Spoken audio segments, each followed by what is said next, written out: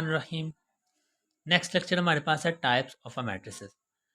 Types of a matrices discuss करने से पहले पिछले लेक्चर में मैंने आपको बताया था कि मैट्रिक्स क्या होता है। तो मैट्रिक्स को एक बार फिर रिकॉल कर लेते हैं ताकि हमें मैट्रिक्स की टाइप्स अच्छे से समझ आ जाएं।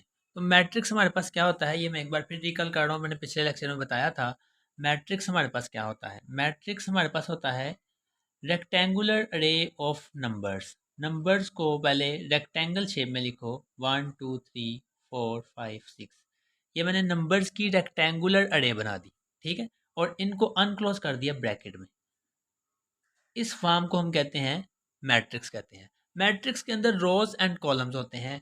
तो हमने पढ़ा था कि ये जो हॉरिजॉन्टल वे में हम लेते हैं इसको, ये हमारे पास रोज होती हैं और इस पहली रो को हम कहते हैं R1। ये हॉरिजॉन्टल वे में हमारे पास दो बार नंबर लिखे गए हैं तो इनको हम कहते हैं ये R2 है। इसी तरह हमारे पास वर्टिकल वे में एक ये लिखा है तो इसको हम कहते हैं कॉलम्स ऑफ अ मैट्रिक्स। यहाँ पे वर्टिकल वे में 1 2 और 3, 3 वर्टिकल वे हैं, इसका मतलब हमारे पास इसके 3 कॉलम हैं। ठीक, अब हम पढ़ते हैं कि types of a matrix. Matrix क्या होता है, मैट्रिक्स की टाइप्स क्या होती हैं। पहली टाइप हमारे पास है रो मैट्रिक्स। रो मैट्रिक्स में a matrix is called a row matrix if it has only one row. ऐसा मैट्रिक्स जिसके अंदर सिर्फ एक ही रो पाई जाए उसे हम कहते हैं कि ये रो मैट्रिक्स है। इसका मतलब ये हुआ कि हॉरिजॉन्टल वे सिर्फ एक होना चाहिए। एग्जाम्पल में देखते हैं, एम हमारे पास एक मैट्रिक्स है जिसमें हॉरिजॉन्टल वे सिर्फ 1 है। इसका मतलब सिर्फ एक ही रो है, हमें कॉलम से कुछ नहीं लेना देना। इसके कॉलम 3 है, हमें नहीं इसको देखना कि कॉलम कितने हैं, हमने सिर्फ ये देखना है कि अगर इसकी एक ही रो है तो हम कहेंगे ये मैट्रिक्स कौन सा मैट्रिक्स है, ये रो मैट्रिक्स है। इसी तरह हमारे पास एक और एग्जांपल है कि इसके अंदर भी एक ही एन मैट्रिक्स है और उसके अंदर भी एक ही हॉरिजॉन्टल वे है, एक ही रो है, तो हम कहेंगे ये भी हमारे पास कौन सा मैट्रिक्स है, रो मैट्रिक्स है। रो मैट्रिक्स ऐसा मैट्रिक्स होता है जिसके अंदर सिर्फ एक ही रो हो। कॉलम मैट्रिक्स में a matrix is called a column matrix if it has only one column. M matrix हमारे पास इसकी एग्जांपल है कि इसकी एग्जांपल में एक ही कॉलम पाया गया है। इसकी रोज में हमने नहीं जाना कि रोज कितनी है। कॉलम मैट्रिक्स जब भी देखना है, अगर एक ही कॉलम हो, एक ही वर्टिकल वे हो, तो हम उसको कहेंगे ये हमारे पास कौन सा मैट्रिक्स है, ये हमारे पास कॉलम मैट्रिक्स है। एन मैट्रिक्स में हमारे पास एक ही कॉलम है तो ये भी हमारे पास कॉलम मैट्रिक्स है। आगे हमारे पास है rectangular matrix. A matrix M, a matrix M is called rectangular if the number of rows of M is not equal to the number of rows of M। अगर हमारे पास एक M मैट्रिक्स है और उसको हम रेक्टेंगुलर मैट्रिक्स तब कह सकते हैं अगर number of rows of M matrix की number of rows is not equal to the number of column, उसके नंबर ऑफ कॉलम के इक्वल ना हो। इसका मतलब ये हुआ कि रोज कॉलम के इक्वल ना हो तो उस मैट्रिक्स को हम रेक्टेंगुलर मैट्रिक्स कहते हैं। जैसे एग्जांपल हमारे पास ये गिवन है कि ए मैट्रिक्स है, इसके अंदर कितनी रोज हैं, 1 और 2, 2 रोज हैं, और कॉलम कितने हैं, 1 2 और 3, इसके 3 कॉलम्स हैं। इसका मतलब ये हमारे पास रेक्टेंगुलर मैट्रिक्स हुआ।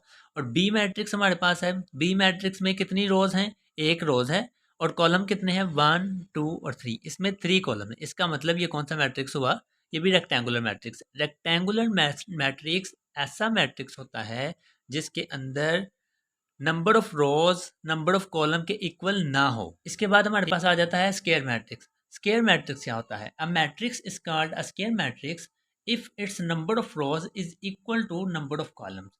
हमने रेक्टेंगुलर मैट्रिक्स में पढ़ा कि अगर number of rows number of column के इक्वल ना हो तो वो कौन सा मैट्रिक्स होता है, रेक्टेंगुलर मैट्रिक्स। और अगर number of rows number of column के इक्वल आ जाएं तो हम उसको कहते हैं वो स्क्वायर मैट्रिक्स होता है।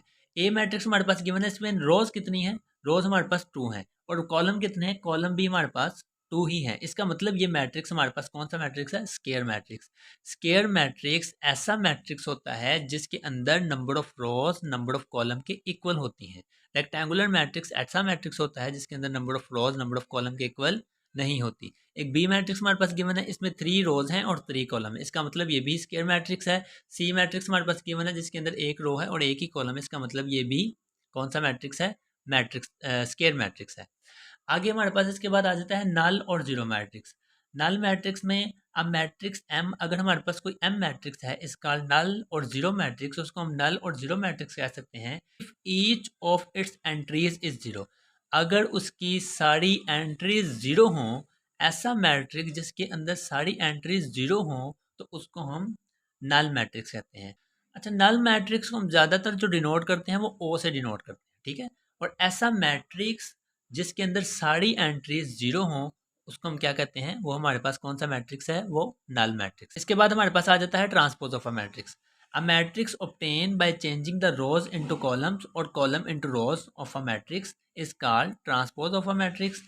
If A is a matrix, then its transpose is denoted by A transpose. ठीक है, इसका मतलब हमारे पास क्या है कि a मैट्रिक्स एक ऐसा मैट्रिक्स जिसके अंदर नंबर ऑफ रोज को कॉलम में चेंज कर दें या हम नंबर ऑफ कॉलम्स को नंबर ऑफ रो में चेंज कर दें तो उसको हम कहते हैं ट्रांसपोज ऑफ अ मैट्रिक्स। इसकी हम एग्जांपल हमारे पास ये ए मैट्रिक्स हमारे पास गिवन है। ए मैट्रिक्स को हमने क्या करना है, नंबर ऑफ रोज को कॉलम में चेंज कर देते हैं या कॉलम्स को नंबर ऑफ रोज में चेंज कर देते हैं, तो हम उसको कहेंगे ये हमारे पास ट्रांसपोज ऑफ अ मैट्रिक्स को हम ए की पावर टी से डिनोट करते हैं। इसमें नंबर ऑफ रोज हमारे पास क्या है, 1 0 और 2। अगर हम इसको कॉलम में चेंज कर दें 1 0 2, ये नंबर हमारे पास कितनी है 2 -1 और 3।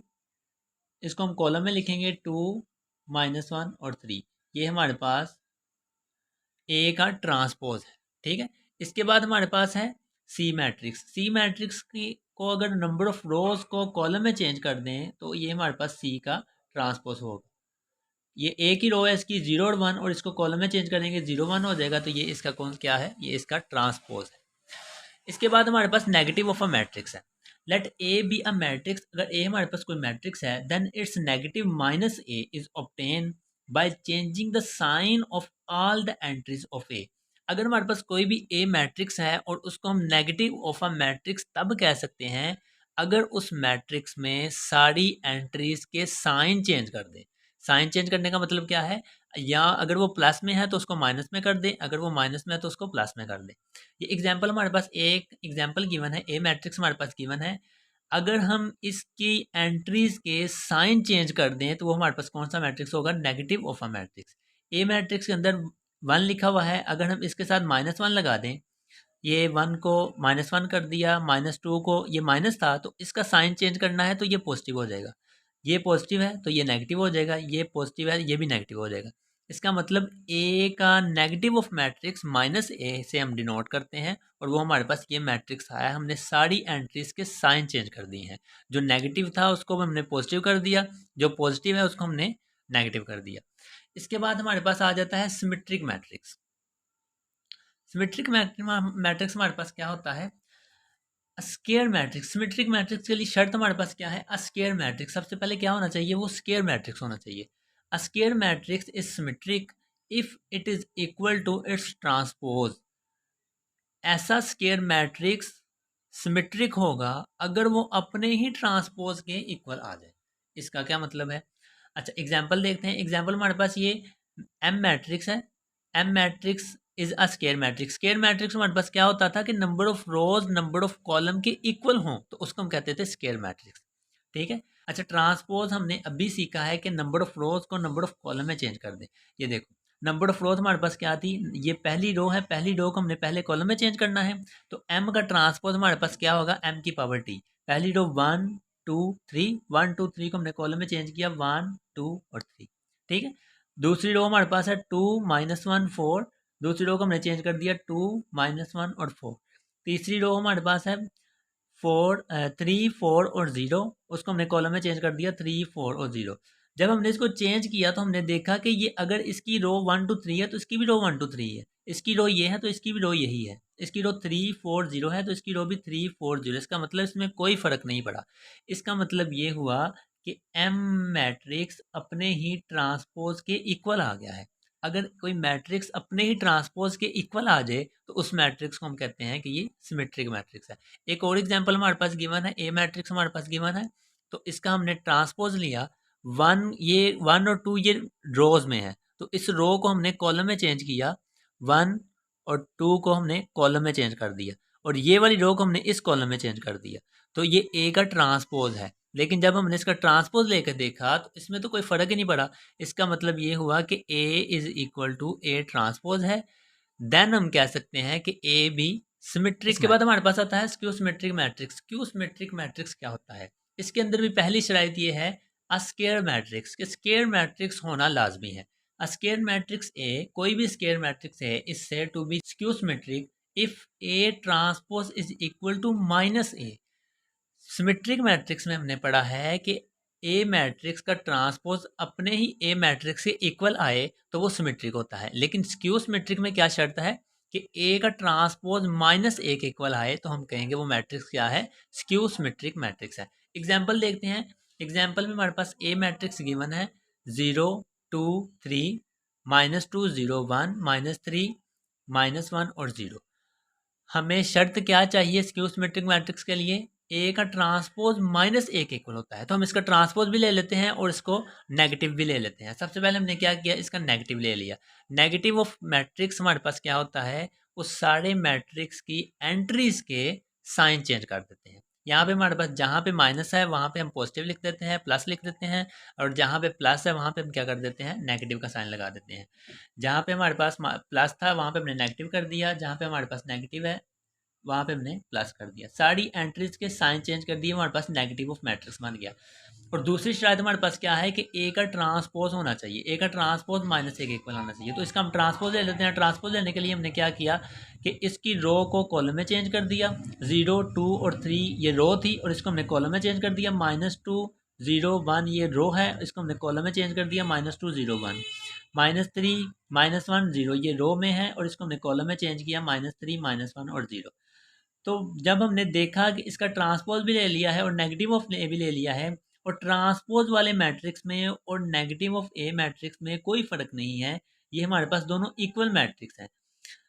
ए का ट्रांसपोज माइनस ए के इक्वल आ रहा है, इनका ऑर्डर भी सेम है और इनकी एंट्रीज भी सेम है। तो हम कह सकते हैं कि ए का transpose is equal to minus A, so matrix A is skew symmetric matrix. आपको समझ आ गई होगी कि स्क्यू सिमेट्रिक मैट्रिक्स हम किसे कहते हैं कि कोई भी ए मैट्रिक्स हमारे पास गिवन है, अगर हम उसका ट्रांसपोज ले लें और उसका नेगेटिव ऑफ ए ले लें, अगर वो दोनों इक्वल आ जाएं देन हम कह सकते हैं वो मैट्रिक्स क्या होता है, स्क्यू सिमेट्रिक मैट्रिक्स होता है। इसके बाद हमारे पास है डायगोनल मैट्रिक्स। इसको समझने के लिए मैं आपको बताता हूँ कि डायगोनल होता क्या है। डायगोनल क्या होता है मैट्रिक्स के अंदर? कोई भी मैट्रिक्स हमारे पास गिवन है, स्क्वायर मैट्रिक्स, ये हमारे पास स्क्वायर मैट्रिक्स है 3 रोज और 3 कॉलम्स का। इसमें डायगोनल क्या होता है? डायगोनल ये जो हमारे पास अंदर वाली एंट्रीज है ना, इसको हम कहते हैं ये डायगोनल है। ठीक है, किसी भी मैट्रिक्स का अगर हमारे पास 2 by 2 का मैट्रिक्स है, इसका डायगोनल हमारे पास क्या होगा, ये वाला डायगोनल है। ठीक, तो डायगोनल मैट्रिक्स को समझने के लिए पहले मैंने आपको ये बताया है कि डायगोनल क्या होता है मैट्रिक्स के अंदर। अब ये देखो, अ square matrix A is called diagonal matrix if at least any one of the entries of its diagonal, उसके डायगोनल के अंदर कोई एक एंट्रीज इज नॉट जीरो, उसके डायगोनल के अंदर कोई एक एंट्री जीरो नहीं होनी चाहिए। जैसे मैंने आपको बताया कि ये डायगोनल है, अगर ये डायगोनल है इसके अंदर कोई एक एंट्रीज ऐसी होनी चाहिए कि जो ज़ीरो ना हो। जैसा कि हमारे पास ये देखो, नॉन डायगोनल एंट्रीज सारी ज़ीरो होनी चाहिए, लेकिन एक एंट्रीज ऐसी इसके अंदर होनी चाहिए जो ज़ीरो नहीं है।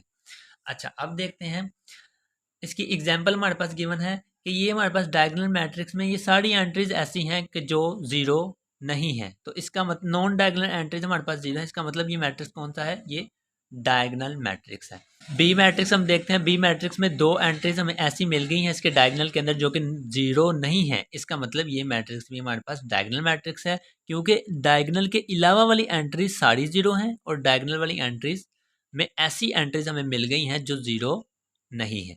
और एक सी मैट्रिक्स है, सी मैट्रिक्स में हमारे पास डायगोनल के अंदर जो एंट्रीज हैं वो जीरो नहीं है, तो इसको हम कहेंगे ये कौन सा मैट्रिक्स है, ये भी डायगोनल मैट्रिक्स। अच्छा, स्केलर मैट्रिक्स क्या होता है? डायगोनल मैट्रिक्स सबसे पहले क्या होना चाहिए, उसे डायगोनल मैट्रिक्स होना चाहिए। डायगोनल मैट्रिक्स अभी हमने पढ़ा है कि डायगोनल मैट्रिक्स क्या होता है कि उसके डायगोनल के अंदर कोई एक एंट्रीज जीरो नहीं होनी चाहिए, तो हम उसको कहेंगे कि वो कौन सा मैट्रिक्स है, डायगोनल मैट्रिक्स है। स्केलर मैट्रिक्स क्या होता है? डायगोनल मैट्रिक्स पहले तो डायगोनल मैट्रिक्स होना चाहिए, इज कॉल्ड स्केलर, उसको हम स्केलर मैट्रिक्स कहेंगे if all the diagonal entries are same. अगर डायगोनल के अंदर सारी एंट्रीज ही सेम हो तो हम कहेंगे वो हमारे पास कौन सा मैट्रिक्स है, स्केलर मैट्रिक्स। जैसे हमने के से डिनोट किया है, इसकी हम अगर एक और एग्जांपल लिखें, इसके डायगोनल के अंदर सारी एंट्रीज सेम होनी चाहिए। एक बी मैट्रिक्स ले लेते हैं, नॉन डायगोनल एंट्रीज हमारे पास जीरो होती हैं डायगोनल मैट्रिक्स में, जबकि उसके डायगनल के अंदर सारी एंट्रीज सेम सेम होनी चाहिए। और एक बात और आपने याद रखनी है, स्केलर मैट्रिक्स के अंदर डायगनल की जो एंट्रीज है वो 1 भी नहीं होनी चाहिए। वेयर के इज़ अ कांस्टेंट, के हमारे पास एक कांस्टेंट है जो कि 0 भी नहीं है और 1 भी नहीं है, ठीक है, ना वो 1 होना चाहिए ना वो 0 होना चाहिए। तो ऐसे मैट्रिक्स जिसके डायगनल में सारी एंट्रीज सेम हो उसको हम कहते हैं ये स्केलर मैट्रिक्स है। इसके बाद हमारे पास आ जाता है आइडेंटिटी मैट्रिक्स। आइडेंटिटी मैट्रिक्स क्या होता है? A diagonal matrix is called identity matrix if all the diagonal entries are 1। ऐसा डायगोनल मैट्रिक्स आइडेंटिटी मैट्रिक्स कहलाता है अगर उसकी सारी डायगोनल एंट्रीज 1 हो। ये हमारे पास एग्जांपल गिवन है कि एक मैट्रिक्स ए है, ये इसके डायगोनल के अंदर सारी एंट्रीज कौन सी है? 1। अगर डायगोनल के अंदर सारी एंट्रीज 1 हो और नॉन डायगोनल एंट्रीज 0 0 हो तो उस मैट्रिक्स को हम क्या कहते हैं? उस मैट्रिक्स को हम कहते हैं आइडेंटिटी मैट्रिक्स, या इसका नेम होता है यूनिट मैट्रिक्स, या इसको हम कहते हैं आइडेंटिटी मैट्रिक्स। एक हमारे पास बी मैट्रिक्स गिवन है जिसके डायगोनल के अंदर 1 है और नॉन डायगोनल एंट्री 0 है। इस इसका वीडियो को मतलब ये लाइक कौन सा करें, मैट्रिक्स है? ये भी हमारे चैनल आइडेंटिटी को मैट्रिक्स है ऑफ सब्सक्राइब ऑर्डर करें। 2 by 2 का। तो ये थी हमारे पास टाइप्स ऑफ अ मैट्रिसेस। आगे हम स्टार्ट करेंगे एक्सरसाइज नंबर 1.2।